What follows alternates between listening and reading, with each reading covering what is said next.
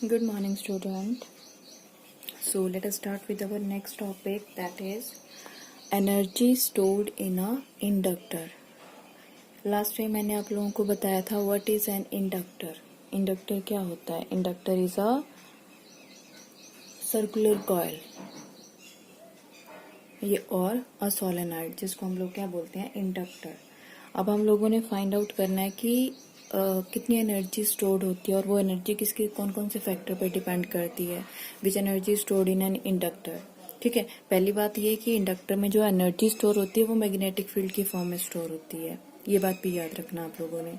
जैसे कैपेसिटर में energy store होती है इलेक्ट्रिकल एनर्जी, इंडक्टर में एनर्जी स्टोर होती है magnetic energy. So let's start with this topic.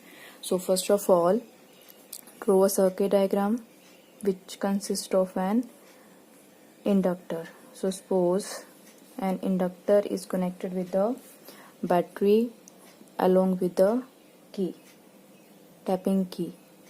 इससे इसको कनेक्ट किया हुआ है and having inductance L. And let I be the current flowing through this inductor. As current flows through this inductor, then magnetic flux linked with this conductor is changed. Inductor is changed and induced EMF is produced, and that induced EMF is given by minus L di over dt. Okay, so induced EMF is equal to minus L di over dt. Let this is equation number 1.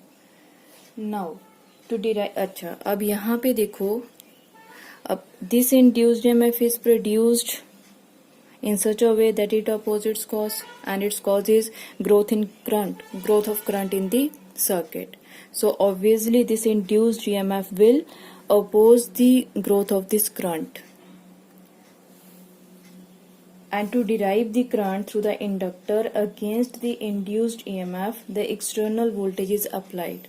ठीक है, तो हम चाहते हैं कि circuit में current flow होता रहे, तो उसके लिए हमें क्या करना पड़ेगा, एक्स्ट्रा वोल्टेज अप्लाई करनी पड़ेगी opposite to this induced EMF. तो जो हम लोग extra voltage, external voltage apply करेंगे, तो वो वोल्टेज किसके इक्वल होनी चाहिए, external voltage is equal to minus E. ठीक है, इसके मैग्नीट्यूड के इक्वल होनी चाहिए, बट उसकी डायरेक्शन क्या होनी चाहिए, opposite. It mean to say that induced EMF is equal to minus E, that is minus L D I over D T. Minus cancel out हो जाएगा, so induced EMF is equal to L D I over D T. Now suppose under the effect of this external voltage, a small amount of charge is given to this circuit या flow through this circuit in time dt. Then क्योंकि हमें पता है flow of charges is known as current, तो suppose करो in time dt कितना amount of charge flow कर रहा है, dq through the circuit. Then the work done to flow this charge is given by, work done किसके equal होता है, EMF is equal to dw over dq. हम लोगों ने एक फॉर्मूला पढ़ा था प्रीवियस चैप्टर्स में, v is equal to w over q. So this is the formula derived by using this equation. v यहाँ पे वोल्टेज है और यहाँ पे वोल्टेज क्या है, इंड्यूस्ड ईएमएफ. ठीक है, dw over dq. This imply work done is equal to induced EMF into dq. Total work done,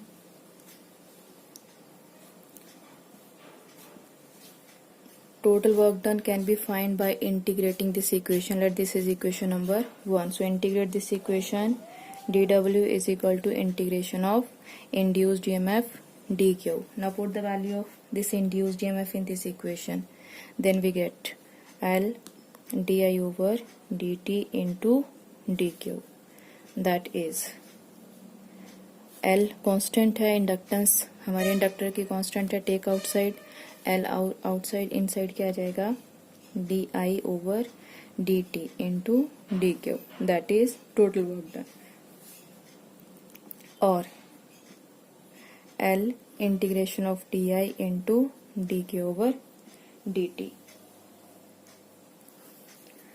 ठीक है, we can write it as, यहाँ देखो वर्क इज इक्वल टू क्या आ जाएगा, L into D K over D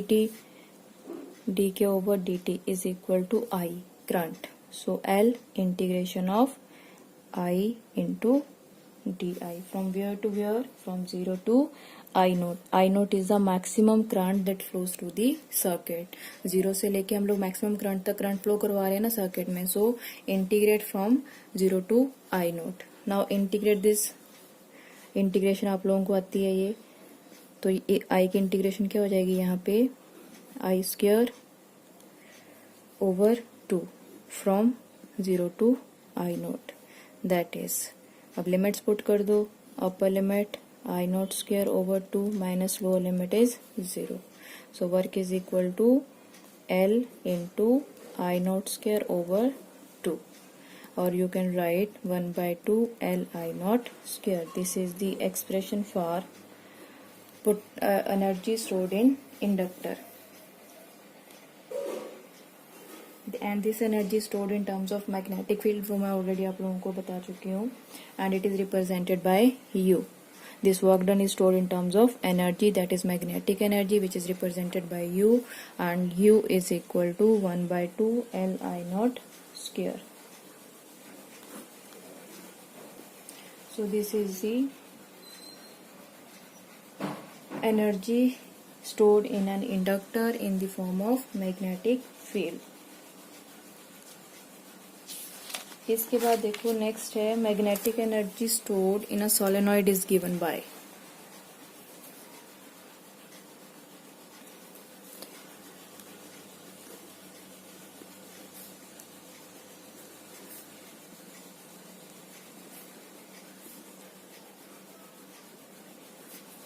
magnetic energy stored इन solenoid. देखो energy के लिए एक्सप्रेशन हम लोगों ने अभी कैलकुलेट किया प्रीवियस इक्वेशन में. U इज इक्वल टू क्या था हमारे पास, 1/2 L I naught square. So solenoid के लिए हम लोगों ने इंडक्टेंस की वैल्यू कैलकुलेट की थी.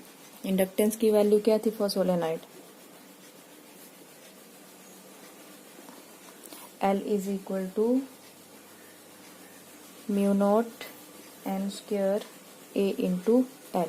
ठीक है, this is the value of inductance.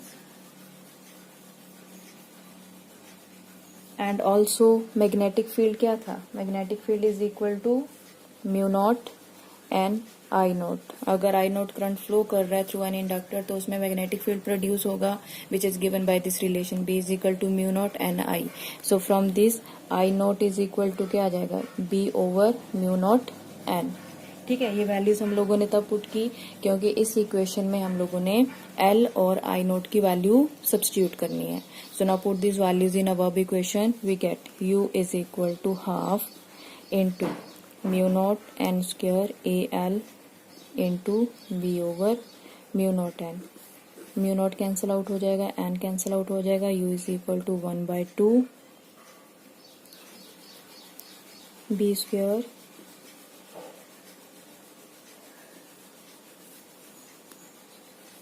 I square है तो यहाँ पे 1 कैंसिल होंगे. ठीक है, I naught square cancel out, mu naught 1 cancel out हो जाएगा और एन स्क्वायर कैंसिल आउट हो जाएगा. So 1/2 B square A L as it is over mu naught. This is the expression for magnetic energy stored in a solenoid. इसके बाद है magnetic energy density.